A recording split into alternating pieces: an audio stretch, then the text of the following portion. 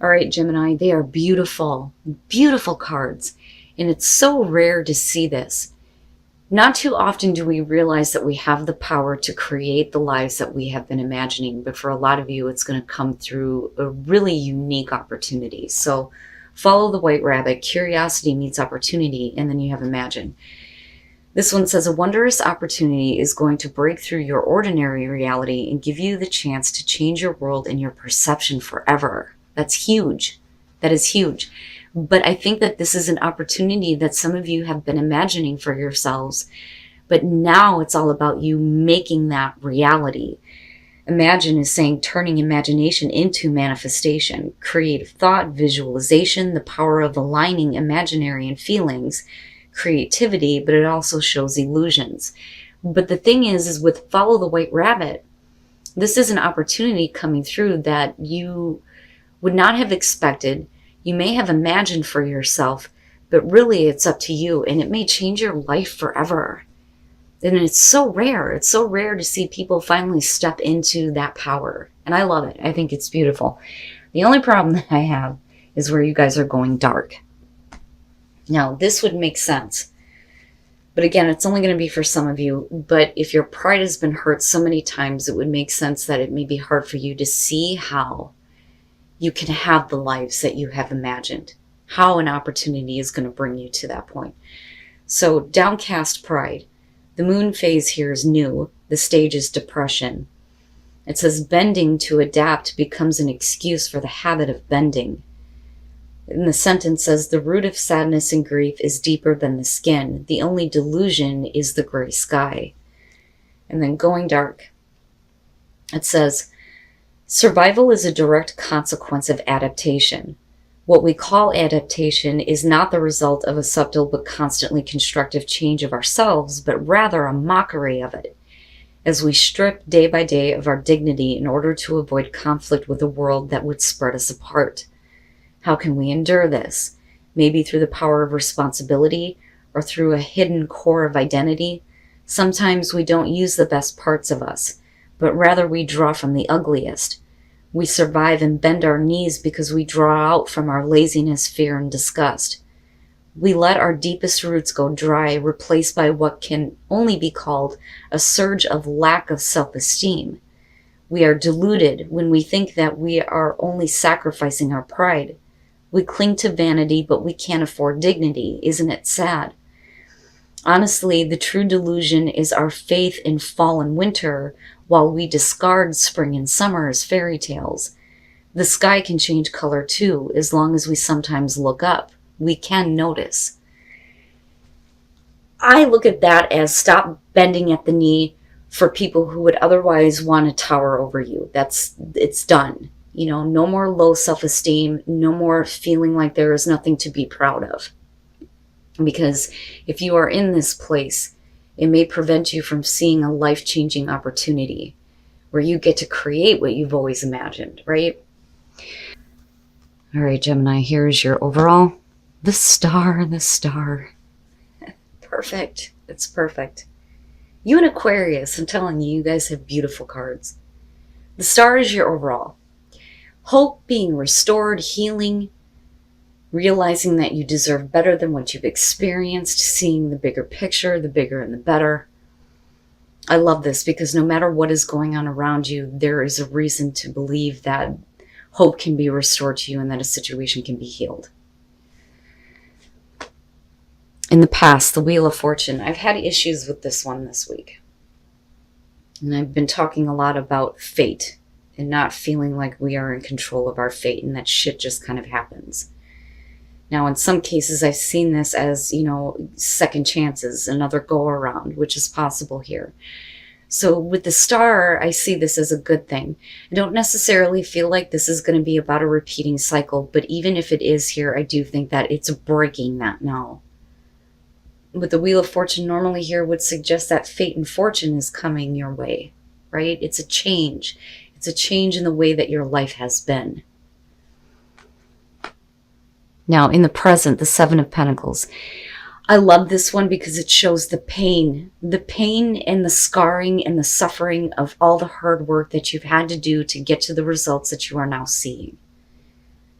But again, with the Seven of Pentacles, we're talking about reevaluating what you have to show for what you have put into something, all the hard work that you have done. You know, and I've always said, the best description for this I've seen, it has to be the steampunk. It says, how is reality stacking up to your expectations? You know, so this could be reevaluating a situation because of another opportunity coming around here, especially with the Wheel of Fortune. And it may be, you know, you looking at how you can do things differently to get more, to gain more, to get more of those results that you're wanting to see. But I'm interested in what you're reevaluating here. The sun, and the star. Look at it. I love your readings, Gemini. The sun and future conditions. So energy being restored to you, being revitalized, seeing everything for what it is. It's perfect. You know, and it's like you're being brought back to life here between these two. All of this looks really good to me. But I also look at the sun as like there is now, you know, this protection that's kind of coming into, especially with the star being there. Your best path to follow, the Three of Pentacles, get back to work. And that's immediately what came to me with this. With the Seven of Pentacles being there, get back to work. Get back to work on what you know how to do, right? Because when you look at the Three of Pentacles, beyond, you know, working with other people here, it is about showing off what you are able to do and getting recognition from that. You know, it can show criticism, but because this is your best path to follow, this is saying that a situation can work, that you can see the results that you want, but you're going to have to get up and do something here, right? And all of it looks really good to me. But I still feel like there's a need to like push you, you know, like go now, go do it, right? Go do what you know how to do, show it off.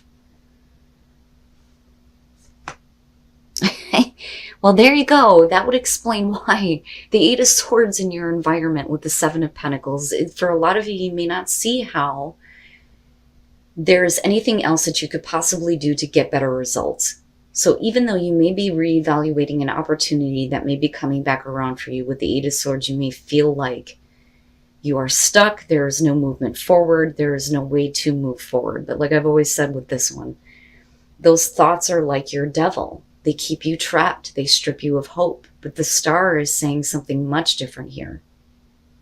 You know, and look at it. I mean, like, right? Your work making you a star. It looks really good. But whatever this opportunity is and whatever is coming back around here with the Wheel of Fortune, I feel like it's a good thing for you. I think like it's a better opportunity. It's a different cycle this time. But the way that you're looking at it is, I've sacrificed so much, I've done so much, how can it produce what I want? You know, but like with the sun being there, like I said, it feels like life is kind of like being breathed back into you and what you're wanting to do or what you're wanting to work on, especially creatively with, you know, what you have going on here with the White Rabbit and Imagine, you know. This is really so much bigger than what you think. And that's, you know, very clear with the sun and the star, but with the oracle cards alone. Wow, Gemini, the hell? Okay, your hopes and your fears, the Knight of Wands. This I look at as fearing that you're not going to be able to go ahead and follow a passion, because the Knight of Wands is action with passion, right? A lot of times it can show things that are in and out of your life, but I don't think that this is the case. I think that this is specifically about you and the fear that you have surrounding being able to act toward something that you've already put a lot of blood, sweat, and tears into and didn't really get a lot out of. You know, so there's that fear of, you know, can I find that passion again for this? Can I find that drive? Can I go for it? You know, that's kind of how I see this, especially with everything that's going on here. You know, but then you're also talking about the consequences of actions, right? If I follow through on this, what are the consequences going to be? And that's only because it's in this position where there are hopes and fears tied to this. You know, can you follow it, right? But like I said, it's like life is being breathed back into something. And then coming out the 10 of Cups, Gemini, you have a beautiful fucking reading. I'm telling you right now, with some of the shit that I've seen, look at it. I mean, look at that, you know? I love it when readings like this happen, because this is what I hope for everybody, to get to that place where you feel happy, where you have everything that is going to make you happy. Happy home, happy relationships, happy life. With the sun being there and looking at the star, the sun is a damn star, for Christ's sakes, you know? And then you lead to the 10 of Cups. I just think that for some of you, where you're at right now, I don't know that you want to go through it again because of what you've experienced before. Because you're already reevaluating what you have and what you've done. But here it comes again, right? And for a lot of you, it's going to be specifically having to do with your talents and what you know how to do. Man, but that's good, right? That is definitely showing deep personal transformation here. Who you were is no longer. And oh my God, if I'm not getting that like consistently this week. Okay, from the beginning here, the 2 of Pentacles. Sorry, guys. So I look at that and immediately, you know, and again, right, like bending over backwards, being a little bit too flexible.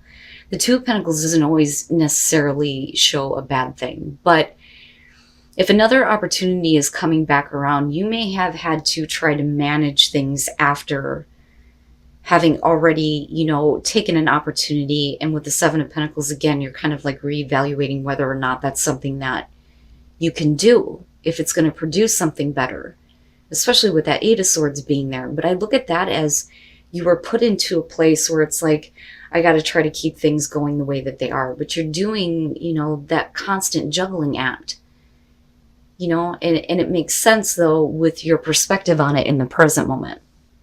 Whatever we're talking about here. But like I said, I feel like it has to do with work, your talents, your skills, what you know how to do because of that 3 of Pentacles. But it's also something you have a passion for. But so you come out of the 2 of Pentacles with the Ace of Swords. Now I look at this as the aha. Finally getting like a breakthrough on the way that you have been thinking about what you have done and what you have to show for it. So this is beautiful, especially with the sun being there, because everything is being made clear. There are new ideas that are coming to you. All of this mental clarity is just opening straight up. You have the truth. You see everything for what it is. And it leads you to a really big, big transformation where who you were is no longer. You cannot go back to that. That part of your life is done and it's dead. And what is being created in this situation is definitely the Phoenix. And that's what I love about, you know, when the Death card shows up in a good scenario. This is perfect, right? What is past is dead. What is new is something that is going to make you so happy. And for a long time to come with that 10 of Cups, once you shed the old skin and you are no longer who you were in the past. I'm so sorry, you guys. I'm like losing my voice. I'm getting so excited over these readings. It's crazy. But I love it. I mean, look at the way that you come out on this. This is the best case scenario for anybody. And what I would say right now is, if this is your life and this is your situation, enjoy it. Make the most of this, right? This is rare to see. And it's perfect. Like, it's perfect. All right, I'm going to shut the hell up now. Take a look at the soul trees. And break free. Break free of those thoughts that keep you stuck. And then new growth. Absolutely. So once you break free and you tap into your wisdom based on the things that you've experienced, there will be new growth. It's perfect. Wisdom is going to lead you to this place. You know, and I see that with that Ace of Swords, because that is definitely, you know, where wisdom comes in when we have that mental clarity and that breakthrough. It's perfect. It's perfect. and discovering truth. You stand in the light of truth, and then you have the Ace of Swords, yes. So discovering truth is about your own personal truth. Even though other people may not, agree with your truth, it is about you standing in that, because it's about your truth, not somebody else's, your own. But that's only after you have cleared the pain of the past and you are doing the healing in the present. I fucking love your reading, Gemini. This is beautiful. It's amazing to me how this stuff works out. But I'm telling you, I do think that for a lot of you, it is about your skills, your talents, and something that could potentially like make you a star. It's amazing and it's beautiful.